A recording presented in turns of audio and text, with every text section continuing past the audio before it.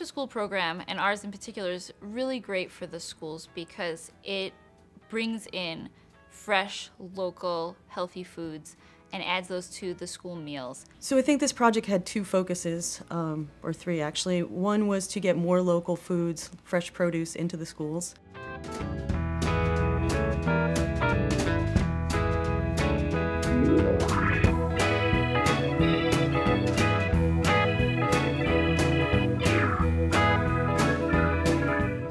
Two was to educate the children and the staff, the faculty about the importance of local foods.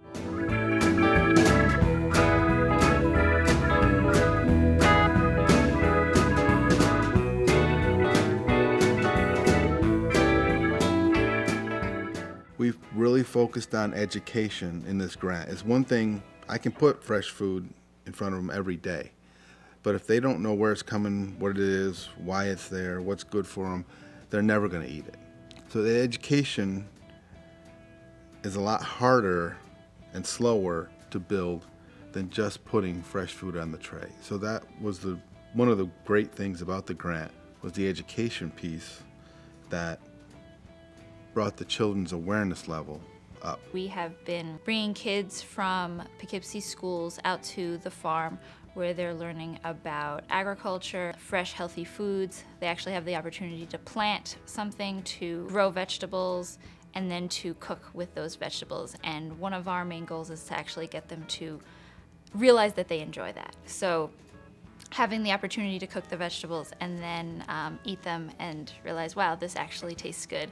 And yeah, we would eat this if it was in our school meal. This project is really important, mainly because it's just important for kids and the community to access healthy foods. And so I want to do as much as I can to teach people how to grow their own healthy food and yeah, be able to eat healthily. The other thing is the food service staff had an opportunity to be trained by the Culinary Institute of America, who was a partner on this, and they were able to learn some skills they didn't know, and they were also able to learn how to cook some things that they were a little unfamiliar with.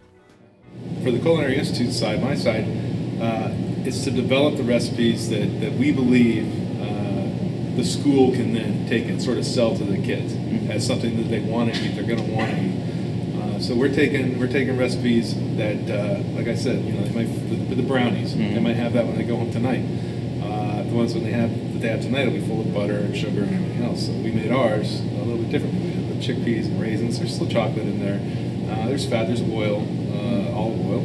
So it's a different composition. But in the end, it's something that it looks right and it tastes good. It was cool to learn how to make stuff without using your regular day products. And I've been in food service work for over 20-something years. And to find this information out, it was like, wow, it's like mind-blowing. So I'm like, wow. And our kids have no idea what we go through to prepare foods and how we get foods. And it's like they don't quite understand the concept. And then three, from our perspective, it's about creating a new market opportunity for farmers here in the Hudson Valley.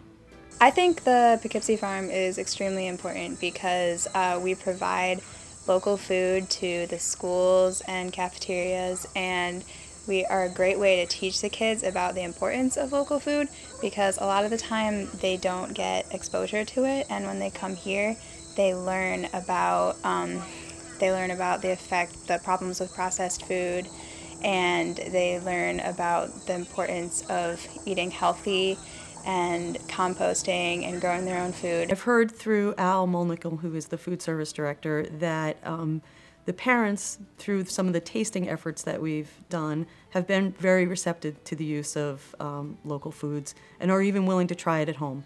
And some of the kids have gone home, the students have gone home and told their parents they very much enjoyed, trying that new kale chip that they had at school that day. So that was a nice bright spot in the program, and one we would hope for would happen. It's really awesome. And if I make it at home like that, would you eat it, or if they made it in school?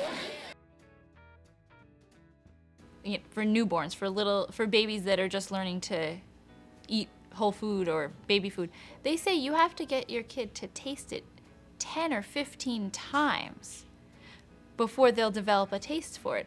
I think with, kids who are much older, elementary, middle school, high school, you probably don't need the 10 to 15 times, but it needs to be in a positive experience. So as long as the kids are having a good time, they're surrounded by caring adults, they're doing something enjoyable like cooking or gardening, or even just walking through a field and tasting things as you go along, they can really develop a taste for it and become, the goal here really is to get kids to be lifelong healthy eaters, right? That they make fresh fruits and vegetables a part of their diets for life.